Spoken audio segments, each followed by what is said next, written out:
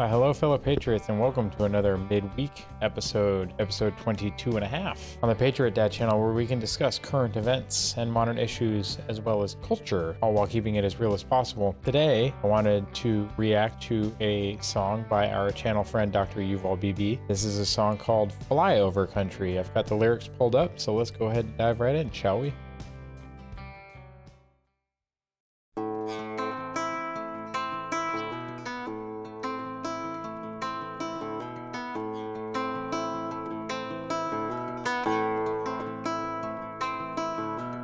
Oh, say where the racists live with the hog and their cattle. They marry their cousins, speak tongues and babble. Now, I get the feeling this song is, we were discussing Flyover Country from the perspective of the city or the coastal elites. I doubt this is what Dr. Bibi actually thinks of Flyover Country folk. I do enjoy myself a little bit of Flyover Country. So again, this appears to be from the perspective of a coastal elite looking down their nose at the people of Flyover Country. So makes sense. Hogging their cattle, marry their cousins, speak tongues and babble. They just don't understand. Their Bible a thumping, deplorable sundry. Okay. With the deplorable, I get it now. Yes, they are. In fact, we are discussing the perception and the way that we talk about the people that live not on the coast. Bible thumping and deplorable. So that was a big 2016 and 2020 term that was used against the average American because of our values. It's unfortunate, but that's kind of how they look at us. You must stay away from Flyover Country. Yes, just fly over it. Don't ever go there, especially if you're a coastal elite. You're probably not wanted.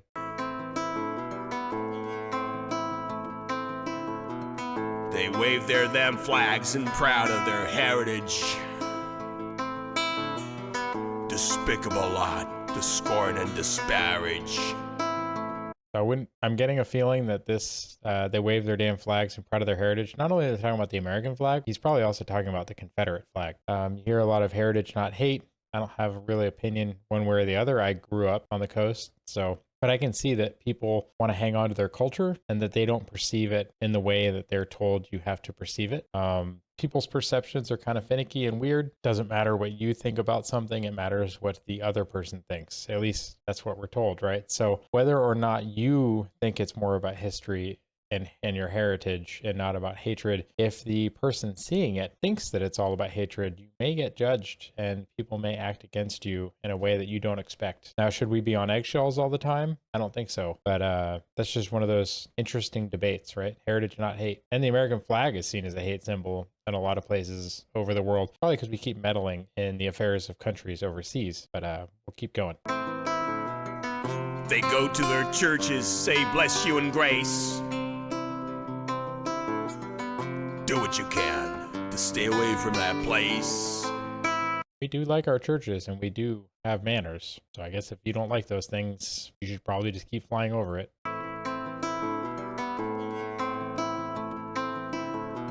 Control burning is fine. They're used to the smell.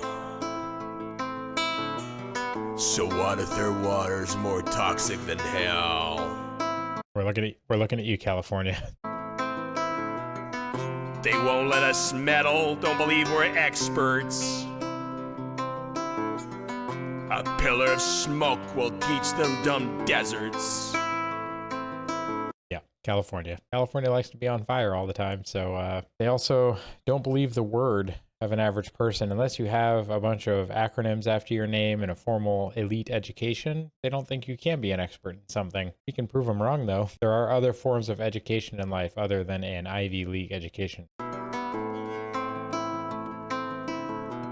They drawl and they yeehaw, they embarrass us all. So what if their towns should crumble and fall? Chastise them with scorpions, bring them down to their knees.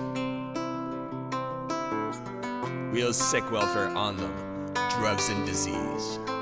Oof, that hits. So yeah, they constantly ridicule and make fun of their accents and the way that they talk. They consider them an embarrassment or like undereducated, right? But the whole thought of, so what if their towns crumble and fall? I mean, we coastal elites, the rich men north of Richmond, have seen to it that we've exported all the manufacturing and everything that the Midwest used to do. So what do they have left? Their factories are gone, their towns are crumbling, and then we put them on welfare, and they're not happy, they're not fulfilled, they get addicted to drugs, and they get sick. I'm not saying this is planned, but it is a consequence of what is being done to Flyover Country.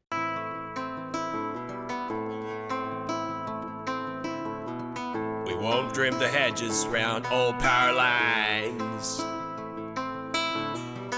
We only do green, those folks will be fine. We've seen worse in our kitchen, stop whining you peasants. You'll get everything back in 5 or 6 decades.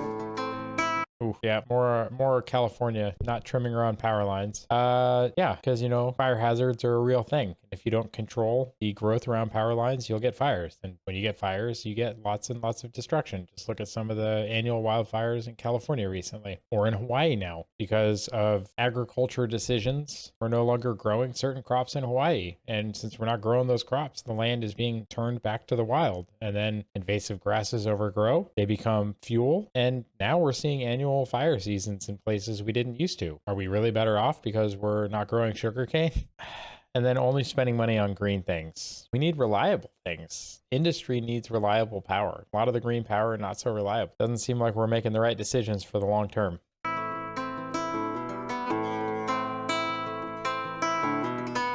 We're better than you, it's clear as a gun spree. We must go scorched earth on Flyover Country. They believe they're gods and think us all tawdry. To them, all of us are Flyover Country. They believe they're gods and think us all tawdry. To them, all of us are Flyover Country.